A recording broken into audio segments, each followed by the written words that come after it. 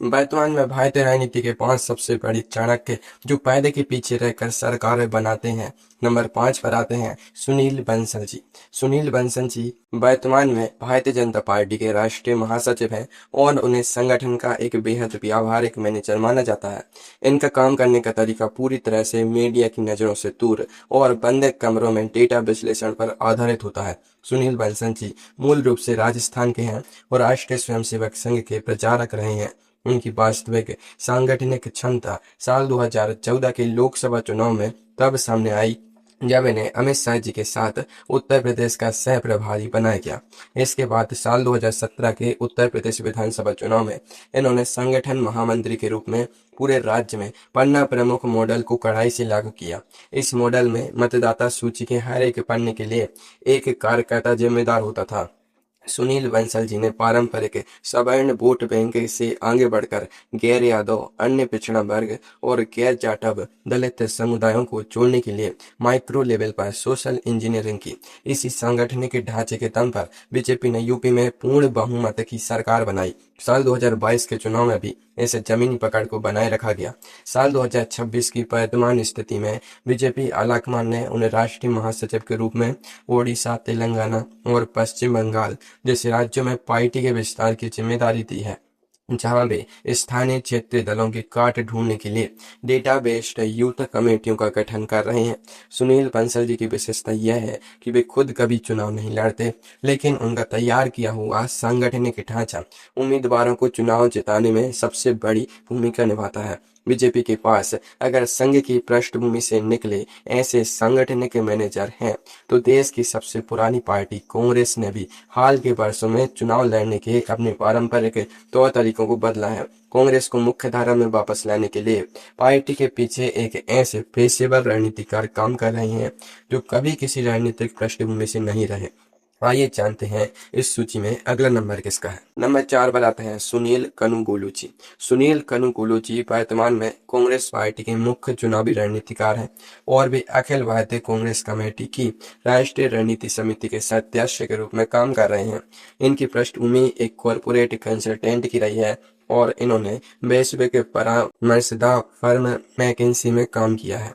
सुनील कनुगोलू जी साल 2014 में नरेंद्र मोदी जी के प्रचार अभियान का हिस्सा रह चुके हैं और बाद में इन्होंने तमिलनाडु में डीएमके और एआईएडीएमके जैसी क्षेत्रीय पार्टी के लिए भी चुनावी कैंपेन डिजाइन किए थे। साल 2022 में कांग्रेस पार्टी ने इन्हें अपने साथ जोड़ा। सुनील कनुगोलू जी की कार्यशैली पूरी तरह से स्वतंत्र सर्वे और गुप्त फीडबैक पर टिकी होती है। साल 2023 के कर्नाटक विधानसभा चुनाव में इन्होंने पे सीएम जैसा आक्रामक और सीधा कैंपेन तैयार किया, जिसने तत्कालीन सरकार के खिलाफ भ्रष्टाचार के मुद्दों को जनता के बीच स्थापित कर दिया। इसके बाद उसी साल हुए तेलंगाना चुनाव में भी इन्होंने भारत राष्ट्र समिति की सरकार के खिलाफ सत्ता विरोधी लहर को भांपते हुए कांग्रेस की गारंटी योजनाओं का खाका तैयार किया, जिससे कांग्रेस को वहां स्पष्ट बहुमत मिला। राहुल गांधी जी की भारत जोड़ो यात्रा का रूट मैप और उसके जरिए जनता से जुड़ने का जो नैरेटिव तैयार किया गया था, उसमें भी इनकी टीम का बड़ा इनपुट था। सुनील कनुगोलू जी की सबसे बड़ी खूबी यह है कि वे किसी भी राज्य के स्थानीय नेताओं के प्रभाव में आए बिना सीधे आलाकमान को वास्तविक जमीनी रिपोर्ट सौंपते हैं, जिससे टिकट वितरण में पारदर्शिता आती है। सुनील कनुगोलू जी ने आधुनिक डेटा और कॉरपोरेट टूल्स के जरिए कांग्रेस को नए जमाने की चुनावी मशीनरी में बदला है। लेकिन भारतीय राजनीति में क्षेत्रीय स्तर पर एक ऐसा वरिष्ठ नेता भी मौजूद है जो बिना किसी आधुनिक डेटा सॉफ्टवेयर के सिर्फ अपने दशकों पुराने व्यक्तिगत संबंधों और क्षेत्रीय गणित के दम पर राष्ट्रीय राजनीति की दिशा बदल देता है। आइए देखते हैं नंबर 3 पर कौन सा अनुभवी खिलाड़ी मौजूद है। नंबर 3 पर आते हैं शरद पवार जी। राष्ट्रवादी कांग्रेस पार्टी के संस्थापक शरद पवार जी भारतीय राजनीति के सबसे अनुभवी और वरिष्ठ नेताओं में से एक हैं। 4 बार महाराष्ट्र के मुख्यमंत्री और केंद्र में रक्षा व कृषि मंत्री रह चुके शरद पवार जी को गठबंधन सरकार बनाने और चलाने का सबसे लंबा व्यावहारिक अनुभव है। शरद पवार जी की ताकत उनका डेटा रूम नहीं, बल्कि देश के ग्रामीण इलाकों, सहकारी चीनी मिलों और कृषि संकटों पर उनकी सीधी जमीनी पकड़ है। इनका सबसे पार्टी के राजनीतिक प्रयोग साल 2019 के महाराष्ट्र विधानसभा चुनाव के बाद देखने को मिला था।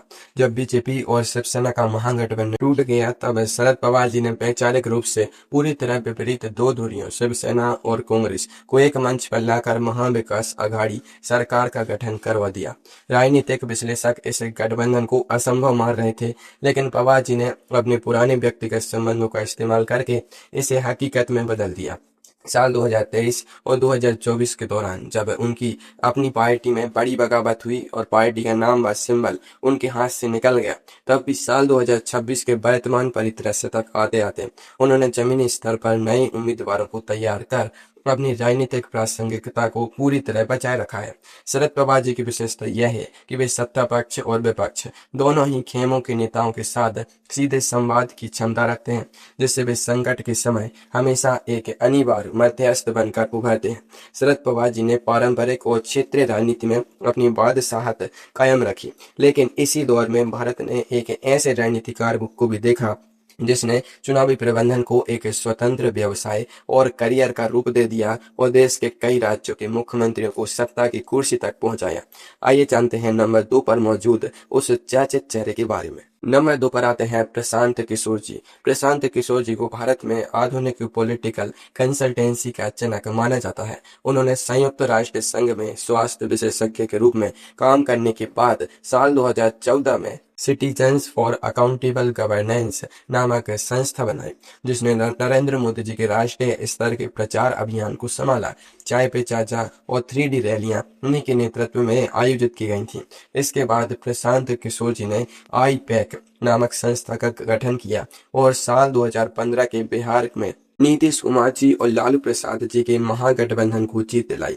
उनके सफल ट्रैक रिकॉर्ड में साल 2017 में पंजाब में कांग्रेस की सरकार बनवाना, साल 2019 में आंध्र प्रदेश में जगन मोहन रेड्डी जी की YSR कांग्रेस को सत्ता में लाना, साल 2020 में दिल्ली में आम आदमी पार्टी और साल 2021 में पश्चिम बंगाल में ममता बनर्जी जी की तृणमूल कांग्रेस के चुनावी अभियान का प्रबंधन करना शामिल है।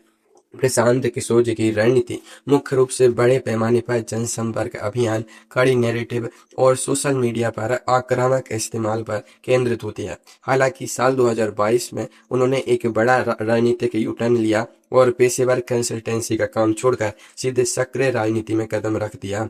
उन्होंने बिहार में जनसुराज नामक एक व्यापक पदयात्रा शुरू की। साल 2026 की वर्तमान स्थिति में यह जनसुराज आंदोलन अब एक पंजीकृत राजनीतिक दल का रूप ले चुका है, जो बिहार के स्थानीय और आगामी चुनावों में पारंपरिक दलों को सीधे टक्कर दे रहा है। प्रशांत किशोर जी ने किंग मेकर की भूमिका से निकलकर खुद सीधे जनता के बीच अपनी जमीन तलाशने का फैसला किया है, लेकिन देश की सत्ता के केंद्र में एक ऐसा नेता बैठा है जिसके पास संगठन की असीम शक्ति, सरकारी तंत्र का अनुभव और दुनिया के सबसे बड़े राजनीतिक दल को नियंत्रित करने का वास्तविक जिम्मा है।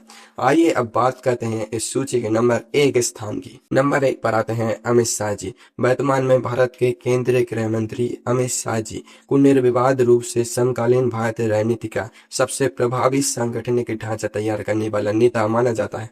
उन्होंने अपने राजनीतिक जीवन की शुरुआत गुजरात में बूथ स्तर के कार्यकर्ता के रूप में की थी और भी अखिल भारतीय विद्यार्थी परिषद तथा संघ के विभिन्न दायित्वों पर रहे।